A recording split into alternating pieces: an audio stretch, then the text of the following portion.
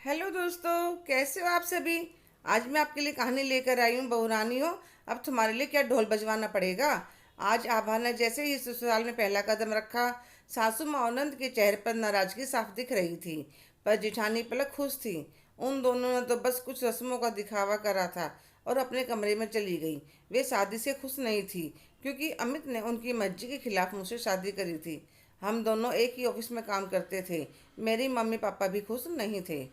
कुछ दोस्तों के साथ मंदिर में शादी कर ली थी। कहीं बेटा घर छोड़कर न चला जाए, इसलिए घर पर तो बुला लिया था मुझे, पर अपनाना भी पड़ा। पर सबकी नाराजगी दूर नहीं हो रही थी। मुझे जिठानी जी अपने कमरे में ले गई, फिर जल्दी से मुझे चाय और नाश्ता देकर गई और दोपहर के खाने की तैयारी में लग गई। सासू माँ नंद अपने कमरे में ही थी। इतने में घर की पुरानी काम वाली बाई गंगूबाई आ गई। ओ बहुरिया, लाओ बताओ क्या करना है, हम करवा देते हैं। अरे काकी, पहले मुँह तो मीठा कर लो, आपका लाडला बहुरिया ले आया है। वहाँ कमरे में बैठी है, चलो मैं मिलवाती हूँ। भाई इनसे मिलो, यह है हमारी गंगूबाई, आशीर्वाद ले लो। अरे ना बहुरिया, हम तो काम करने वाली हैं। काकी, आप हमसे बड़ी हो, जल्दी से आशीर्वाद दो अपनी बहुरिया को। अमित तो वैसे भी आपका कुछ ज़्यादा ही लाडला है। दूधो नाहो पूतो फलो सदा सुहागन रहो, खूब सारे आशीर्वाद दे देती हैं। फिर पलक के साथ रसोई में जाकर काम करवाने लगती हैं। थोड़ी देर में सबके लिए खाना लगाकर सबको बुला लेती हैं। देखती हैं जेठ जी के पैर में चलते हुए थोड़ी सी लचक थी। सबके खाना खाने के बाद पलक आभा को भी थाली लगाकर दे देती है। 2 दिन बाद हम हनीमून पर चले जाते हैं और 10 दिन बाद आते हैं। अगले दिन पहली रसोई की रस्म थी, तो आभा कहने लगी, भाभी जी मुझे तो ज़्यादा कुछ बनाना नहीं आता। तो वह कहने लगी, कोई बात नहीं आभा, तुम थोड़ा मीठा बना लो, बाकी खाना मैं बना दूंगी। अगले दिन से मैं ऑफिस जाने लगी। जितनी हो सकती उनकी मदद करने की कोशिश करती। उनकी एक 4 साल की बेटी थी और 3 महीने की दूसरी। शादी के बाद जब पहली सैलरी मिली, तो मैं कुछ पैसे अपने पास रखकर बाकी सासू माँ को दे दिए। उन्होंने पहली बार सिर पर हाथ रखा।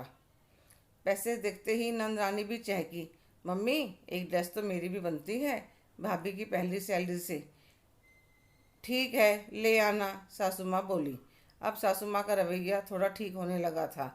रसोई में सासू माँ का राज चलता था। खाना मैं और मेरे जेठानी बनाते। खाना परोसने का काम सासू माँ का था।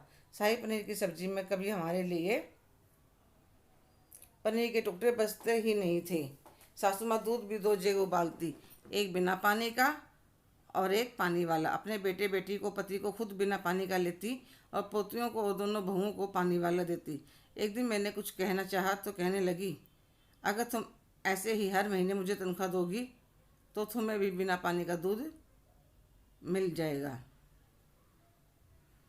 तो मैंने कहा, मम्मी जी मैं अकेली थोड़ी हूँ, भाभी जी भी हैं और बच्चियाँ भी। आभा, सबके बारे में सोचोगी तो तुम खुद भी रह जाओगी। बच्चियाँ छोटी हैं, इन्हें हजम नहीं होगा। और पलक पूरा दिन घर में तो रहती है, थोड़ा सब्जी दाल ज़्यादा बनाते तो बनाने नहीं देती। जब कम दिखता सबके खाने के बाद उसमें पानी मिला देती। मैं तो फिर भी बाहर रहती थी, कुछ मन करता तो खा लेती। पर जिठानी जी पर तरस आता है। उनकी बेटी उनका दूध पीती थी। जब उनका खुद का ही पूरा पेट नहीं भरता तो बच्ची का कहाँ से भरता। एक दिन तो हद हो गई। पलक भाभी को भूख लगी थी तो उन्होंने सुबह की रोटी लेकर उस पर थोड़ा घी नमक लगाकर एक कटोरी दूध लेकर खा ली।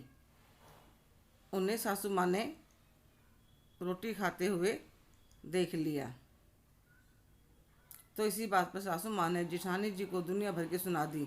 छोटे घर की लड़की ले आओ, यही मुसीबत है, कितना खिला पिला लो, फिर भी चोरी से खाने की आदत जाती नहीं है। उस दिन मुझसे भी नहीं रहा गया। मम्मी जी सुबह की बासी रोटी, वह भी अपने घर में खाना चोरी हो गया क्या। इनकी छोटी बच्ची है, दूध पिलाती हैं उसे, अपना भूख लगी थी खा ली। क्यों लाई छोटे घर की लड़की, उन्होंने तो पैर पड़े नहीं होंगे। हमारा रिश्ता ले लो, आपकी भी कुछ मजबूरी होगी रिश्ता लेने की। कितना भेदभाव करती हो आप अपनी बहुओं के साथ। बच्ची दूध पीती है, पूरा पोषण चाहिए। दूध तो छोटा, रोटी सब्जी भी अच्छी तरह से नहीं नसीब नहीं होती। आपको तो भगवान से भी डर नहीं लगता। तो वे अपने बेटे को कहने लगती है, देख अमित, देख अपनी पत्नी को कैसे जुबान चला रही है। सही तो कह रही है माँ, अब इनकी जिम्मेदारियां हमारी ही तो हैं। और माँ, कल को यह सब मेरे होने वाले बच्चे को ना झेलना पड़े, इसलिए मैं तो कल से अपनी कंपनी की तरफ से मिले फ्लैट में शिफ्ट हो जाऊंगा। तो बड़ा भाई रवि कहता है, तुम ठीक कहते हो, अब मैं भी अपने और दोनों बेटियों को लेकर किराए का घर देख लूँगा।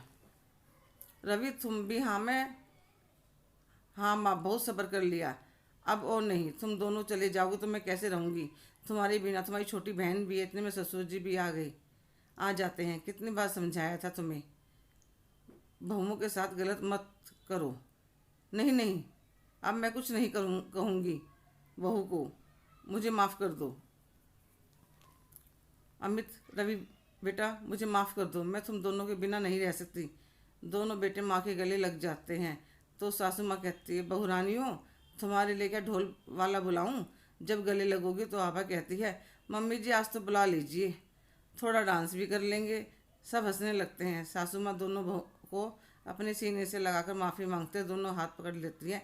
बड़े आशीर्वाद देते अच्छे लगते, माफ़ी मांगते नहीं। हेलो दोस्तों, आज की कहानी आपको कैसी लगी कमेंट करके ज़रूर बताइएगा। अगर आप मेरे चैनल पर नए हैं तो लाइक शेयर सब्सक्राइब करना ना भूलें। धन्यवाद।